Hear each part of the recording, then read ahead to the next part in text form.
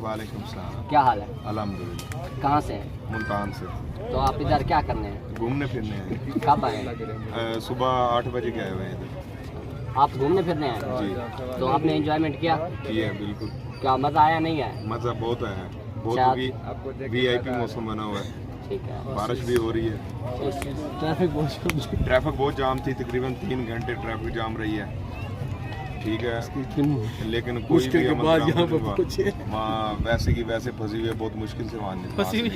ठीक है। अच्छा, तो आप इधर एंजॉयमेंट करने आए तो आपको इधर क्या कुछ खास लगा है जिसको आप एंजॉयमेंट कर रहे हैं? ये मौसम ठंडा है, इस वजह से आए हैं, और बकाया पहाड़ वगैरह हैं, इसी वजह से आए हैं, और तो कोई खास बात नहीं है।